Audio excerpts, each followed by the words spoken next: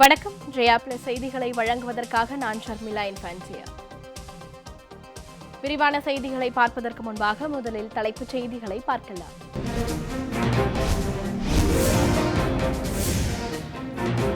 Corona நோய் தடுப்பு பணிகள், மருந்து மற்றும் மருத்துவ உபகரணங்கள் கொள்முதல் உள்ளிட்டவை குறித்து வெள்ளை அறிக்கை வெளியிட வேண்டும்.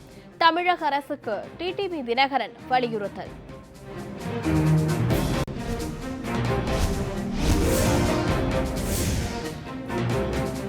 டெல்லியில் அறிகுறிகள் இல்லாமலேயே 186 பேருக்கு கொரோனா.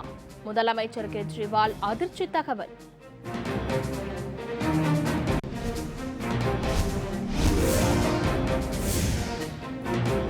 தமிழகத்தில் எந்தெந்த துறைக்கு விலக்கு? நிபுணர் குழு நாளை பரிந்துரைத்த பிறகே அறிவிப்பு வெளியாகும் என தமிழக அரசு தகவல்.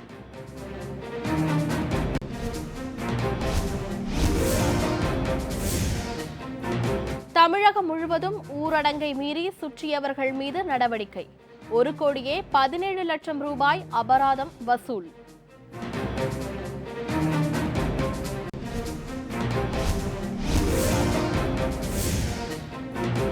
சென்னையில் 235 பேருக்கு கொரோனா பாதிப்பு. அதிகபட்சமாக ராயபுரம் பகுதியில் 73 பேருக்கு தொற்று.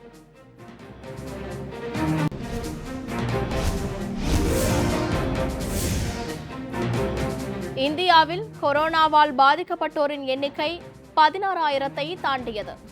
நாடு முழுவதும் 527 பேர் பலி.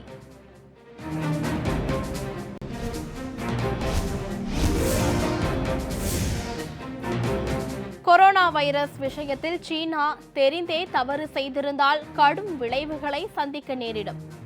அமெரிக்க அதிபர் ட்ரம்ப் எச்சரிக்கை.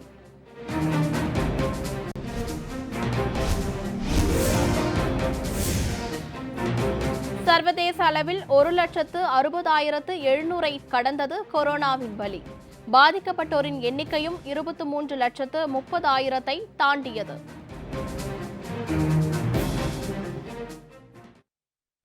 இனி விரிவான செய்திகளை பார்க்கலாம். கொரோனா தடுப்பு பணி பற்றி முதலமைச்சர் முதல் அதிகாரிகள் வரை தொடர்ந்து முன்னுக்கு பின் முரணான தகவல்களை தெரிவிப்பதாக அமமுக முன்னேற்ற கழக பொதுச் செயலாளர் திரு டிடிவி தினகரன் குற்றம் சாட்டியுள்ளார். எனவே கொரோனா நோய் தடுப்பில் தொடக்கம் முதல் இன்று வரை மேற்கொள்ளப்பட்ட பணிகள், மருந்து மற்றும் மருத்துவ உபகரணங்கள் கொள்முதல் செய்யப்பட்ட விவரங்கள் உள்ளிட்டவை குறித்து வெள்ளை அறிக்கை வெளியிட வேண்டும் என அவர் வலியுறுத்தியுள்ளார். கழக பொதுச் செயலாளர் திரு டிடிவி தினகரன் இன்று வெளியிட்டுள்ள அறிக்கையில், தமிழகத்தில் கொரோனா பெருந்தொற்று நோய் தடுப்பு பணிகளில் தொடக்கம் முதலே சரியான ஒருங்கிணைப்பு இல்லாமல் குழப்பம் நிலவி வந்த நிலையில் தற்போது முதலமைச்சர் முதல் அதிகாரிகள் வரை முன்னுக்கு பின் முரணான தகவல்களை கொடுப்பதும், பேட்டிகளின் போது பதற்றமடைந்து தடுமாறுவதும் மக்களிடையே பலத்த சந்தேகங்களையும் கவலையையும் ஏற்படுத்தி உள்ளதாக குறிப்பிட்டுள்ளார். கொரோனா 60 வயதிற்கு மேற்பட்டவர்களையும் நீரிழிவு நோயாளிகளையும் மட்டுமே தாக்கும், பணக்காரர்களால் மட்டுமே பரவும் என வாய்க்கு வந்தபடி சொன்னதோடு சட்டமன்றத்தையும் விடாப்பிடியாக நடத்த நினைத்ததில் ஆரம்பித்து தமிழக ஆட்சியாளர்கள் கொரோனாவை மிக அலட்சியமாகவே அணுகத் தொடங்கினர். அதன் அடுத்தடுத்து காட்சிகள்தான் இப்போது அரங்கேறிக் கொண்டிருக்கின்றன. பிப்ரவரி மாதத்திலேயே தமிழகத்தில் கொரோனா நோய் வந்துவிட்டதாக ஏப்ரல் 7ஆம் தேதி சொன்ன சுகாதாரத்துறை செயலாளர் 14ஆம் தேதி செய்தியாளர்களை சமாளிக்க மார்ச் மாதம்தான் இந்த நோய் பாதிப்பு தமிழகத்தில் ஏற்பட்டது என்றார் என தெரிவித்துள்ளார். கொரோனாவை கண்டறியும் PCR கருவிகளின் கையிருப்பு தொடர்பான தகவல்களிலும் இதே குளறுபடிதான். சுமார் 14,000 கருவிகள் மட்டுமே கையிருப்பு இருப்பதாக சுகாதாரத்துறை செயலாளரும், அதனைத் தொடர்ந்து 24,000 கருவிகள் கையிருப்பு இருப்பதாக தலைமைச் செயலாளரும் ஒரு வாரத்திற்கு முன்பு கூறியிருந்த நிலையில் 1,95,000 PCR கருவிகள் அரசிடம் இருப்பதாக ஏப்ரல் 16ஆம் தேதி திடீரென முதலமைச்சர் அறிவித்தார். அப்படியானால் டாடாவும் மத்திய அரசும் கொடுத்த PCR கருவிகளை தவிர எஞ்சியவற்றை எப்படி வாங்கினார்கள்? எப்போது இந்த கருவிகள் தமிழகத்திற்கு வந்தன? எந்தெந்த மாவட்டங்களில் எத்தனை PCR கருவிகள் இருக்கின்றன என்ற விவரங்கள் எதையுமே இடையில் காணாமல் போயிருந்த சுகாதாரத்துறை அமைச்சர் மீண்டும் வந்து பேட்டி கொடுத்த போது கூட சொல்லவே இல்லை என திரு டிடிவி தினகரன் குறிப்பிட்டுள்ளார். ஆட்சியாளர்கள் கூறுவதைப் போல 1,95,000 கருவிகள் இருப்பதாக வைத்துக் கொள்வோம். ஒரு PCR கருவியில் எத்தனை பேருக்கு பரிசோதனை செய்ய முடியும்? ஒரு பிசிஆர் கருவியில் 90 மாதிரிகள் வரை பரிசோதித்து கொரோனா இருக்கிறதா இல்லையா என்பதை கண்டறிய முடியும் என்கிறார்களே, அதுபோன்ற கருவியை வைத்திருக்கிறார்களா? இல்லை என்றால் இதைவிட அதிகமாக பரிசோதிக்கும் திறன் கொண்ட ஆட்டோமேட்டட் பிசிஆர் எனப்படும் அதிநவீன கருவிகளை வைத்திருக்கிறார்களா? அப்படியானால் இத்தனை நாட்களில் சில லட்சம் பேரை இவர்களால் சோதித்திருக்க முடியும். ஆனால் ஏப்ரல் 18 வரை 35,036 பேரை மட்டுமே பரிசோதித்திருக்கிறார்கள். சுகாதாரத்துறை அமைச்சர் கூற்றுப்படி ரேபிட் டெஸ்ட் கிட் மூலமாக கொரோனாவை கண்டுபிடிக்க முடியாது, மீண்டும் பிசிஆர் கருவியின் வழியாகவே சோதிக்க வேண்டும் என்றால் இவர்கள் எதற்காக இத்தனை நாட்கள் காத்திருந்தார்கள்? கையில் இருந்த பிசிஆர் கருவிகளை கொண்டு 558 கட்டுப்பாட்டு பகுதிகளிலாவது முழுமையாக சோதனையை செய்து முடித்திருக்கலாமே என திரு டிடிவி தினகரன் தெரிவித்துள்ளார். இப்படி எழுகின்ற அடுக்கடுக்கான கேள்விகளுக்கு தற்போது வரவழைக்கப்பட்டுள்ள ரேபிட் டெஸ்ட் கிட் உபகரணத்தின் விலையை சொல்ல முடியாமல் தமிழ்நாடு மருத்துவ சேவை கழகத்தின் மேலாண் இயக்குனர் நேற்று தடுமாறி தத்தளித்த காட்சிகளில் விடை அடங்கியிருக்குமோ என்று மக்கள் நினைக்கிறார்கள். பேட்டியின் போது அவருக்கு பக்கத்திலேயே உட்கார்ந்திருந்த சுகாதாரத்துறை அமைச்சர், சுகாதாரத்துறை செயலாளர் ஆகியோரும் கடைசி வரை அந்த உபகரணத்தின் விலையை சொல்லாமல் திரைமறைவு ஆலோசனைகளுக்கு பிறகு சில ஆவணங்களை வெளியிட்டு ஒரு ரேபிட் கிட் விலை 600 ரூபாய் என்று சொல்லியிருப்பது மக்கள் மனதில் புதிய கேள்விகளை எழுப்பியிருக்கிறது. இந்த விலை மத்திய அரசு நேரடியாக நிர்ணயித்த விலையா அல்லது இவர்கள் ரேபிட் கிட் வாங்கிய நிறுவனம் நிர்ணயித்த விலையா? இதற்காக எத்தனை நிறுவனங்களை அழைத்து தமிழக அரசு விலை கேட்டது என்று திரு டிடிவி தினகரன் வினவியுள்ளார். சத்தீஸ்கர் மாநிலம் 337 ரூபாய்க்கு வாங்கிய இதே உபகரணத்தை ஏறத்தாழ 2 மடங்கு விலை கொடுத்து இவர்கள் வாங்கியது ஏன்? இப்படி மக்களிடம் ஏற்பட்டுள்ள கேள்விகளுக்கு விடையளிக்க வேண்டிய கடமை அரசுக்கு இருக்கிறது. கொரோனா பெருந்தொற்று நோய் தடுப்பு போராட்டத்தில் உலகமே நெருக்கடியான சூழலை சந்தித்து வரும்போது மக்களின் உயிர் சார்ந்த விஷயத்தில் தமிழக அரசு இத்தகைய எண்ணிலடங்காத குழப்பங்களுடன் இயங்குவது மிகுந்த வேதனை அளிக்கிறது. எனவே கொரோனா நோய் தடுப்பில் தொடக்கம் முதல் இன்று வரை மேற்கொள்ளப்பட்ட பணிகள், மருந்து மற்றும் மருத்துவ உபகரணங்கள் கொள்முதல் செய்யப்பட்ட விவரங்கள் உள்ளிட்டவை குறித்து தமிழக ஆட்சியாளர்கள் வெள்ளை அறிக்கை வெளியிட்டு வெளிப்படைத்தன்மையை உறுதிப்படுத்த வேண்டுமென கழக பொதுச் செயலாளர் திரு டிடிவி தினகரன் வலியுறுத்தி உள்ளார். தமிழகத்தில் நாளை முதல் எந்தெந்த துறைகளுக்கு விலக்களிக்கலாம் என்பது குறித்த ஆலோசனையை முதலமைச்சரிடம் நிபுணர் குழு நாளை வழங்குகிறது. மத்திய அரசு கடந்த 15ஆம் தேதி வெளியிட்ட ஆணையில் வரும் 20ஆம் தேதிக்கு பிறகு எந்தெந்த புதிய தொழிற்சாலைகள், வணிக நிறுவனங்கள் மற்றும் இதர சேவைகள் இயங்கலாம் என்பதை பற்றி மாநில அரசு முடிவெடுத்து அறிவிக்க வேண்டும் என அறிவுறுத்தியிருந்தது. இதற்கென மாநில அரசு ஒரு வல்லுநர் குழுவை நியமித்துள்ளது. அந்த குழு தனது முதற்கட்ட கூட்டத்தை நடத்தி அதனுடைய முதற்கட்ட ஆலோசனைகளை முதலமைச்சருக்கு நாளை தெரிவிக்க உள்ளது. இந்த குழுவின் ஆலோசனைகளை ஆராய்ந்து தமிழக அரசு அறிவிப்புகளை வெளியிடும் என்றும் அதுவரை தற்போதுள்ள கட்டுப்பாடுகள் நீடிக்கும் என்றும் தமிழக அரசு தெரிவித்துள்ளது. சென்னை மாநகராட்சிக்கு 6000 ரேபிட் கிட்கள் வழங்கப்பட்டுள்ளதாக சென்னை மாநகராட்சி ஆணையர் திரு பிரகாஷ் தெரிவித்துள்ளார். சென்னை ராயபுரத்தில் உள்ள பாரதி மகளிர் கல்லூரியில் ரேபிட் கிட் மூலம் செய்யப்படும் கொரோனா பரிசோதனையை தொடங்கி வைத்த பின்பு செய்தியாளர்களை சந்தித்த அவர், சென்னையில் 89 பேர் கொரோனா பாதிப்பிலிருந்து மீண்டு வந்துள்ளதாக தெரிவித்தார். சென்னை மாநகராட்சியை பொறுத்த வரைக்கும் பார்த்தீங்கன்னா இன்றைய தேதி வரை 89 நபர்கள் கியூர் ஆகி நார்மல் லைஃபுக்கு வந்துட்டாங்க. இது அதுதான் திரும்ப திரும்ப நாங்கள் வலியுறுத்துறது. இதில் பயப்படுறதுக்கோ அல்லது ஒரு குழப்பமான மனநிலைக்கு உண்டாகாமல் உள்ளதை உள்ளபடி நம்ம சொல்லிட்டாலே அடுத்த வரக்கூடிய நிகழ்வுகளை மாநகராட்சியினுடைய பொது சுகாதாரத்துறையும் மக்கள் நலம் குடும்ப நலத்துறையினுடைய அனைத்து மருத்துவ பெருமக்களும் will take care of you with the highest quality. அதுதான் திரும்ப திரும்ப சொல்ற ஒரு வேண்டுகோள். கொரோனா வைரஸ் விஷயத்தில் சீனா தெரிந்தே தவறு செய்திருந்தால் கடும் விளைவுகளை சந்திக்க வேண்டியிருக்கும் என அமெரிக்க அதிபர் டிரம்ப் எச்சரித்துள்ளார். சீனாவில் ஊகான் நகரில் கடந்த ஆண்டு இறுதியில் கண்டுபிடிக்கப்பட்ட கொரோனா வைரஸ் உலகம் முழுவதையும் முடக்கி வைத்துள்ளது. சீனாவை விட ஐரோப்பிய நாடுகள் கடுமையாக பாதிக்கப்பட்டுள்ளன. இது எங்கிருந்து பரவியது என்பது குறித்து இதுவரை அதிகாரப்பூர்வமாக கண்டறியப்படவில்லை.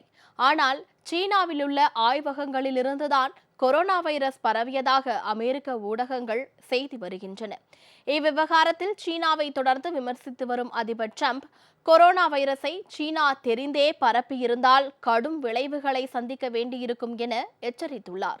தெரியாமல் செய்யும் தவறுக்கும் வேண்டும் என்றே ஒரு தவறை செய்வதற்கும் வித்தியாசம் உள்ளதாக தெரிவித்துள்ள டிரம்ப், வைரஸ் பரவலை சீனா ஆரம்ப கட்டத்திலேயே தடுக்காததனால்தான் தற்போது உலகம் முழுவதும் கடுமையாக பாதிக்கப்பட்டுள்ளதாக குற்றம் சாட்டியுள்ளார்.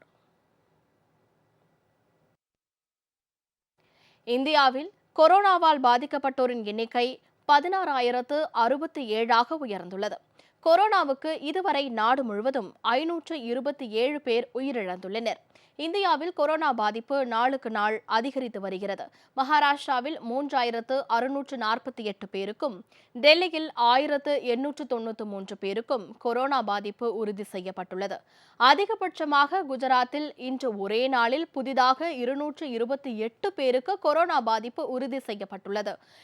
இதன் மூலம் அம்மாநிலத்தில் கொரோனா பாதிப்பு உள்ளோரின் எண்ணிக்கை 1,604 உயர்ந்துள்ளது. மத்திய பிரதேசத்தில் 1,402 பேருக்கும் கொரோனா பாதிப்பு உறுதி செய்யப்பட்டுள்ளது. 1,372 பேருடன் கொரோனா பாதிப்பில் தமிழகம் 6வது இடத்தில் உள்ளது.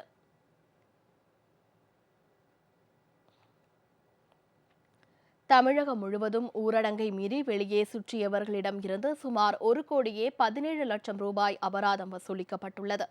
அத்தியாவசிய பணிகளை தவிர்த்து ஊரடங்கு காலத்தில் வீட்டை விட்டு வெளியே வர வேண்டாம் என அரசு எச்சரித்த பிறகும் சாலைகளில் பொதுமக்கள் நடமாட்டம் அதிகரித்தே காணப்படுகிறது. விதிகளை மீறி வருபவர்கள் மீது வழக்கு பதிவு செய்வது, அபராதம் வசூலிப்பது, வாகனங்களை பறிமுதல் செய்வது உள்ளிட்ட நடவடிக்கைகளை காவல்துறை மேற்கொண்டு வருகிறது. ஊரடங்கை மீறி சுற்றியவர்கள் மீது எடுக்கப்பட்ட நடவடிக்கைகள் குறித்த விவரங்களை காவல்துறை வெளியிட்டுள்ளது. 2,39,239 பேர் கைது செய்யப்பட்டுள்ளதோடு 2,03,256 வாகனங்கள் பறிமுதல் செய்யப்பட்டுள்ளன. 2,24,952 பேர் மீது முதல் தகவல் அறிக்கை பதிவு செய்யப்பட்டிருப்பதோடு 1,17,76,394 ரூபாய் அபராதமாக வசூலிக்கப்பட்டுள்ளதாக காவல்துறை தெரிவித்துள்ளது.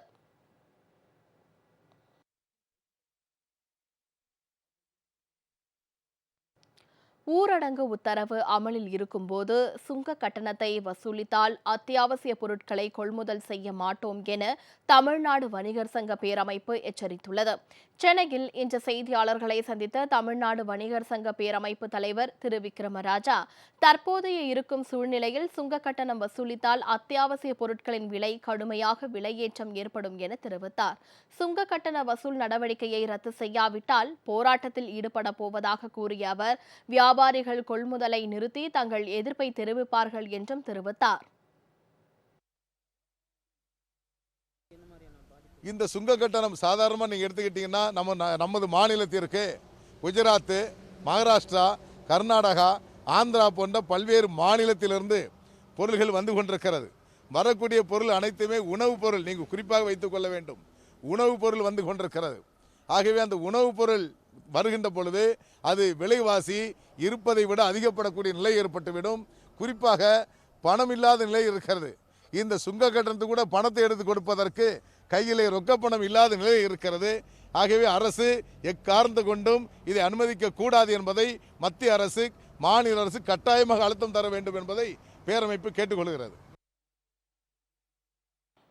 டெல்லியில் நேற்று கொரோனா பாதிப்பு உறுதி செய்யப்பட்ட 186 பேருக்கும் எந்தவித அறிகுறிகளும் தென்படவில்லை என முதலமைச்சர் அரவிந்த் கெஜ்ரிவால் அதிர்ச்சி தகவலை வெளியிட்டுள்ளார்.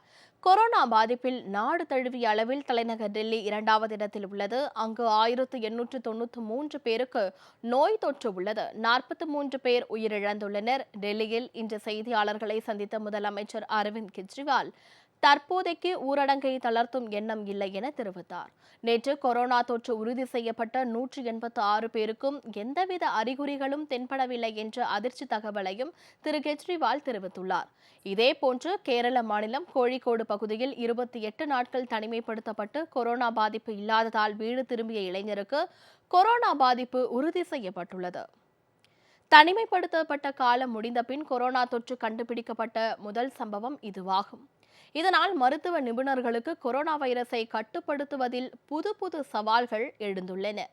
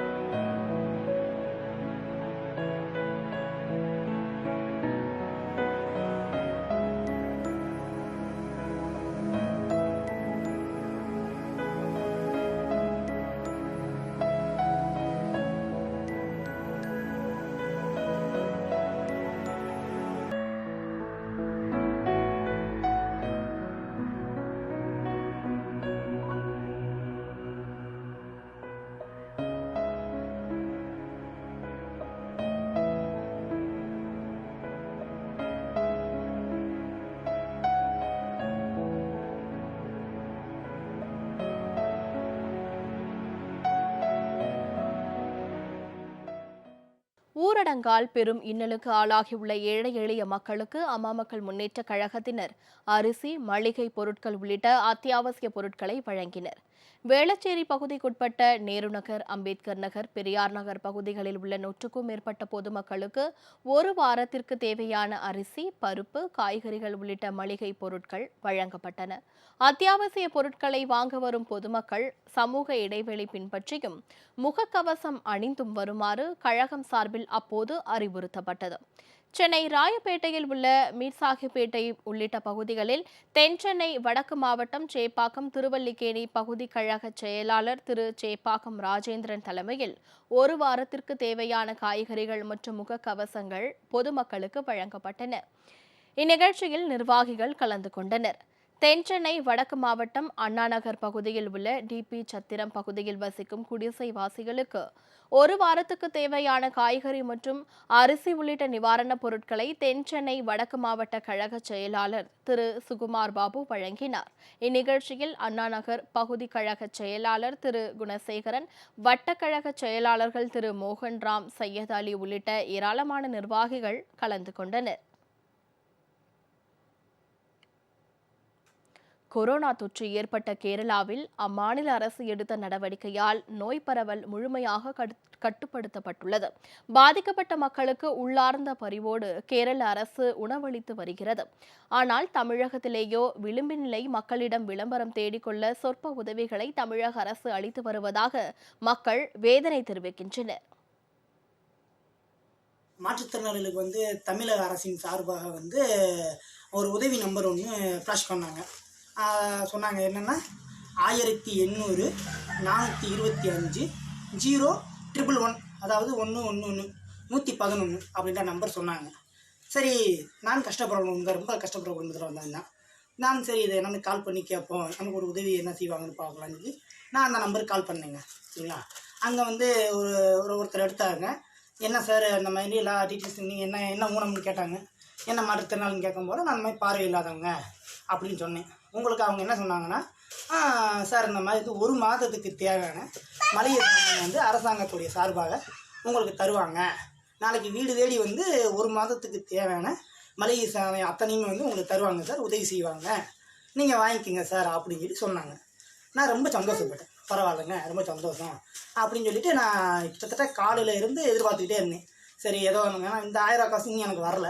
நான் கொஞ்சம் ஓஏபி காசும் கொஞ்சம் இந்த கொரோனா இஷ்யூஸாக கொஞ்சம் லேட் ஆகுது. சரிங்களா, அதனால் நான் வெயிட் பண்ணேன். சரி ரைட்டு, ஓகே, ஒரு மாதத்துக்கு தேவையான மளிகை சாமான் வந்துருச்சு, நம்ம கொஞ்சம் கஷ்டம் இல்லடா அப்படின்னு வெயிட் பண்ணேன். இப்போ கொடுத்துட்டு போனாங்க. எல்லோரும் எங்களுடைய கிளர்க்கு ஆறவங்க இந்த கொஞ்சம் எல்லோரும் நின்று காய்கறிலாம் எல்லாம் இந்த மளிகை சாமான் ஒரு மாதத்துக்கு தேவையான மளிகை சாமானை கொடுத்துட்டு போயிருக்காங்க. அது எவ்வளவு அற்புதமான சாமான்றதை நீங்களே கொஞ்சம் பாருங்கள். இதை வச்சு ஒரு மனிதன், அதாவது நான், என்னுடைய 2 வயசு குழந்தை, என்னுடைய மனைவி, நாங்கள் ஒரு மாதத்துக்கு இதை வச்சு சமாளிச்சிடலாம்னு சொல்லி அவங்க கொடுத்துட்டு போயிருக்காங்க. என்னன்றதை நான் பாருங்கள். ஒரு 10 கிலோ ரேஸ் அரிசி. இந்த ரேஸ் அரிசி இலவசமாக வந்து நம்ம தமிழக அரசு தர்றாங்க. சரிங்களா? 10 கிலோ ரேஸ் அரிசி. இந்த பாருங்கள், அவங்க கொடுத்துக்க பருப்பு 1/2 கிலோ பருப்பு. பார்த்துக்கிட்டிங்களா? 1/2 கிலோ பருப்பு.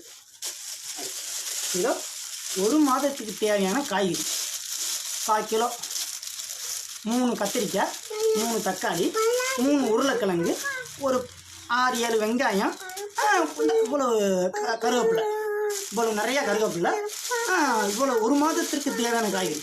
இதை வச்சு நானும் என் மனைவி என் குழந்தை 3 பேர் 1 மாதத்துக்கு நாங்கள் சாப்பிட்றலாம். இந்த பாருங்கள். அடுத்து இதோ என் குழந்தைக்கு பால் ஊற்றி நான் தர்றதுக்கு 1 மாதத்துக்கு தேவையான சீனி, ஒரு 1/2 கிலோ சீனி. இப்போது இந்த 1/2 கிலோ காய்கறி, 1/2 கிலோ சீனி, இந்த 1/2 கிலோ பருப்பு, இதை வச்சு என் குடும்பத்தை 1 மாதத்துக்கு நான் எந்த கஷ்டமும் இல்லாமல் நான் செஞ்சிடலாம்னு சொல்லி யார் சொல்கிறது? இந்த திட்டம் வந்து சத்தியமாக நல்ல திட்டம் தான். ஆனால் இதை முறையாக நடைமுறைப்படுத்துகிறாங்களான்னு நீங்கள் கண்கூடாவே பார்த்துக்கோங்க. நான் எதுவுமே சொல்கிறேன், நான் யாரையும் குறை சொல்ல விரும்பலைங்க. நீங்கள் லைவாக நேரடியாக நான் சொல்கிறேன். என் புள்ள சத்தியமாக இதுதான் எனக்கு தந்த பொருள், 1 மாதத்துக்கு தேவையான மளிகை பொருள் அப்படின்னு சொல்லியிருக்காங்க. சரிங்களா? இதை நீங்கள் நேரடியாக வந்து பார்த்து என்ன நடவடிக்கை நீங்கள் எடுக்கணுமோ தயவு செஞ்சு நான் சொல்கிறேன், நீங்கள் தரலைன்னா கூட பரவாயில்லைங்க. சரிங்களா? தயவு செஞ்சு எங்களுக்கு தந்த மாதிரி நாங்கள் சந்தோஷப்பட்டோம் அப்படின்ட்டு இந்த டிவியெல்லாம் காமிச்சு தயவு செஞ்சு உங்களை கையெடுத்து கும்பிட்டு கேட்டுக்கிறேன், தயவு செஞ்சு எங்களை கணக்கு காமிக்காதீங்க, எங்களை அசிங்கப்படுத்தாதீங்க. இதை கொடுத்தது கூட எனக்கு நான் வந்து பெருசாக இல்லைங்க. ஆனால் இதை கொடுத்துட்டு என்னை நிற்க வச்சு ஒவ்வொரு ஃபோட்டோவை 4 ஃபோட்டோ, இதை தனியாக கொடுத்து ஒரு ஃபோட்டோ, இதை தனியாக கொடுத்து ஒரு ஃபோட்டோ, இதை தனியாக கொடுத்து ஒரு ஃபோட்டோ, இதை வச்சு ஒரு ஃபோட்டோ, நாங்கள் காட்சி பொருளாக தான் எங்களை பயன்படுத்துகிறாங்களே தவிர்த்து எங்களுக்கு உதவி செய்யணும்னு ஒரு மாற்றுத்திறனாளிக்கு எனக்கு சத்தியமாக அசிங்கமாக இருக்குங்க. நான் வேலைக்கு போயிருந்தாலோ, நான் நல்லா இருந்திருந்தாலோ நிச்சயமாக வந்து இந்த அளவுக்கு வந்து நாங்கள் சொல்கிறேங்க, புரியலைங்க. ரவை, ஆட்டപ്പൊடி, சன்ஃப்ளவர், വെളിച്ചെണ്ണ, മല്ലിപ്പൊടി, മുളക് പൊടി, മഞ്ഞപ്പൊടി, തേയില, സർലേറ്റ്, ഉലുവ, കടുക്, ഉഴുന്ന്, ഉപ്പുപൊടി, കടല, പയറ്, ചെറുപയറ്, പഞ്ചസാര. കണ്ടിയാപ്പ ഇതെന്നെ സർക്കാർ തരവ് തന്നിരിക്കാണ്ട പൊന്നാണ്ടവർ തങ്ങളെ, മയ്യതിനാണ്ടവർ തങ്ങളെ. പടച്ച തമ്പുരാൻ സഹാവ് ഈ ഗ്ലാസ് ഇതാവാ പിണറായി സർക്കാർ.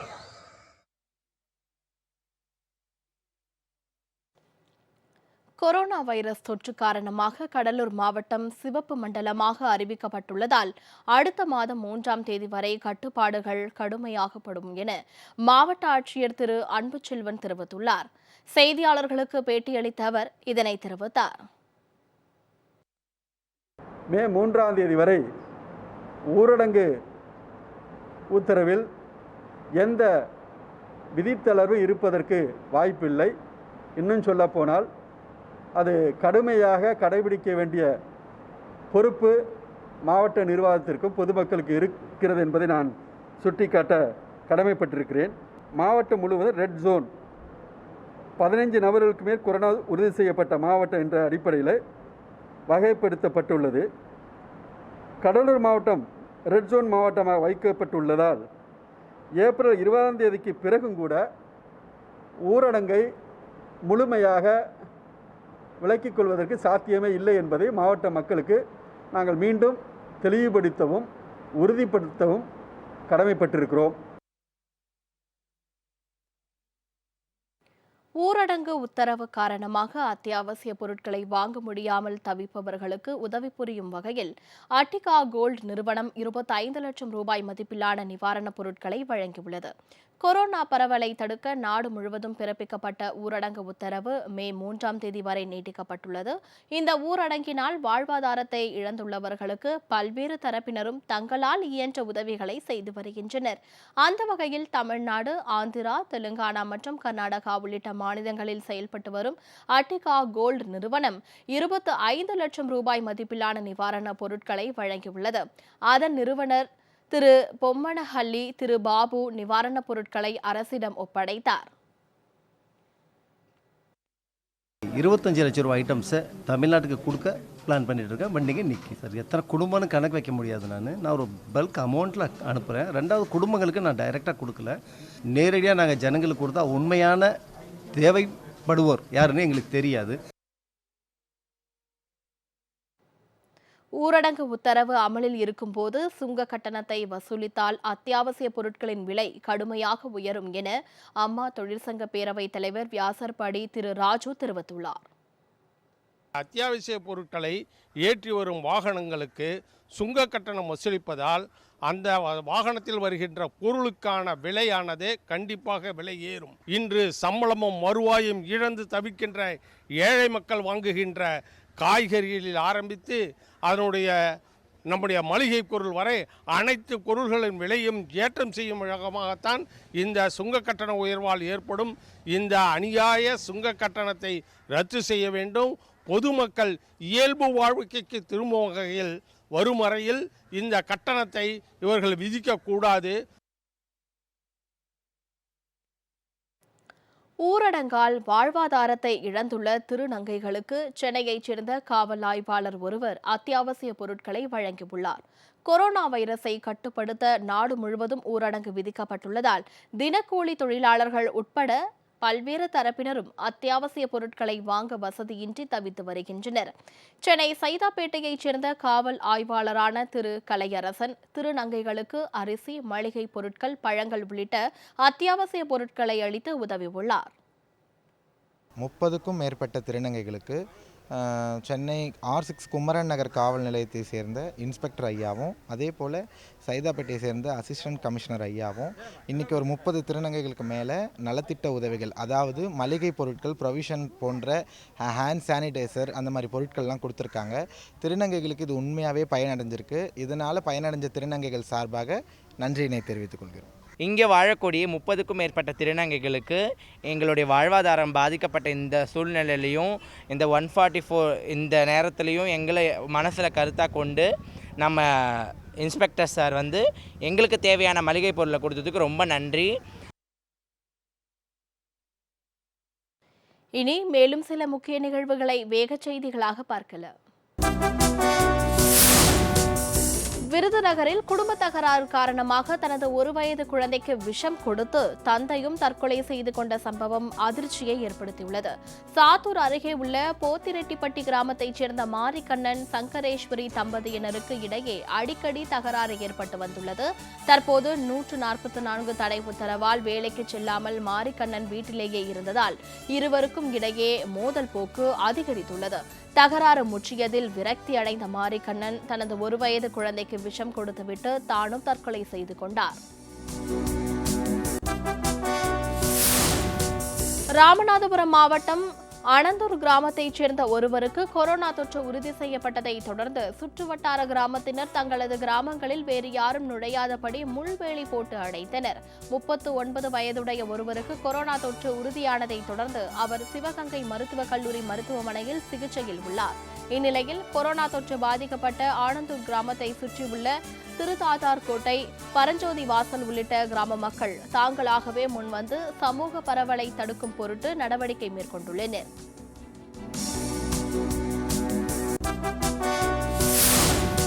திருப்பூரை அடுத்த உடுமலை அருகே ஊருக்குள் புகுந்த காட்டெருமை தாக்கியதில் படுகாயமடைந்த முதியவர் ஒருவர் மருத்துவமனையில் அனுமதிக்கப்பட்டுள்ளார்.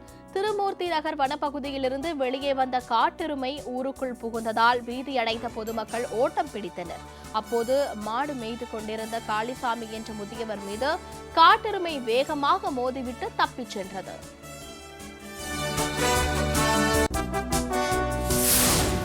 திருச்சி மாவட்டம் முசிறி அருகே விழுப்புரத்திற்கு நடந்து சென்று கொண்டிருந்த விவசாய கூலி தொழிலாளர்களுக்கு சமூக ஆர்வலர்கள் உணவு கொடுத்து அனுப்பி வைத்த சம்பவம் நெகிழ்ச்சியை ஏற்படுத்தியது. நாமக்கல்லில் பணியாற்றிக் கொண்டிருந்த திருக்கோவிலூர் கிராமத்தைச் சேர்ந்த நல்லதம்பி என்ற கூலி தொழிலாளி போக்குவரத்து தடை செய்யப்பட்ட நிலையில் தனது குடும்பத்தார் 5 பேருடன் விழுப்புரத்திற்கு நடந்து சென்றுள்ளார். முசிறி அருகே வந்தடைந்த அவர்களுக்கு சமூக ஆர்வலர்கள் தாமாக முன்வந்து உணவளித்து வழி அனுப்பி வைத்தனர்.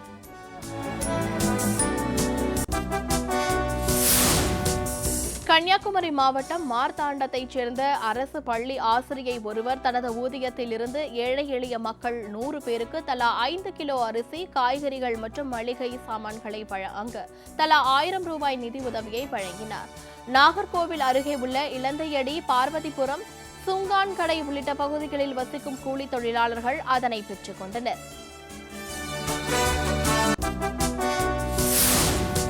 செங்கல்பட்டு மாவட்டத்துக்குட்பட்ட பல்லாவரம், குரோம்பேட்டை, சானிட்டோரியம் ஆகிய பகுதிகளில் ஊரடங்கு உத்தரவால் உணவின்றி சுற்றிய வெளிமாநில கூலி தொழிலாளர்கள் உட்பட 500 பேருக்கு தீயணைப்புத் துறையினர் உணவளித்தனர். இப்பகுதிகளில் உணவின்றி ஏழை எளிய மக்கள் தவித்து வருவதாக வந்த தகவலை அடுத்து தீயணைப்புத்துறை மாநில பயிற்சி மையத்தைச் சேர்ந்த பணியாளர்கள் இணைந்து உணவு வழங்க நடவடிக்கை மேற்கொண்டனர்.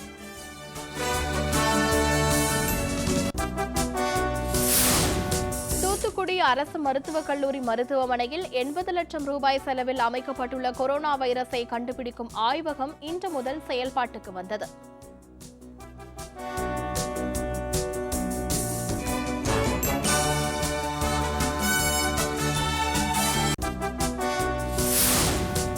திருப்பூர் மாவட்டத்தில் கொரோனா வைரஸால் பாதிக்கப்பட்ட 108 பேரில் 9 பேர் குணமடைந்து கோவை அரசு மருத்துவமனையிலிருந்து வீடு திரும்பியுள்ளதாக மாவட்ட ஆட்சியர் திரு விஜயகார்த்திகேயன் தெரிவித்துள்ளார். தற்போது 848 பேர் வீட்டு கண்காணிப்பில் வைக்கப்பட்டுள்ளதாகவும் மாநகராட்சியின் நடமாடும் கொரோனா பரிசோதனை மையம் மூலம் வீடுகளுக்கே சென்று சோதனை மேற்கொண்டு வருவதாகவும் அவர் குறிப்பிட்டார்.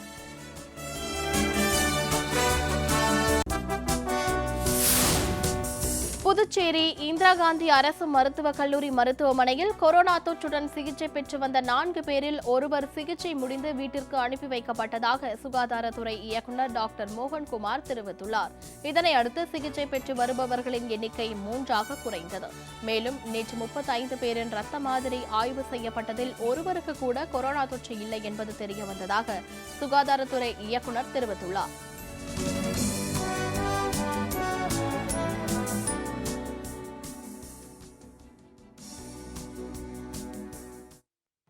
இத்துடன் செய்திகள் நிறைவடைந்தன. அடுத்தடுத்த நிகழ்வுகளுக்கு தொடர்ந்து பாருங்கள் ஜெயா பிளஸ் செய்தி சேனலை.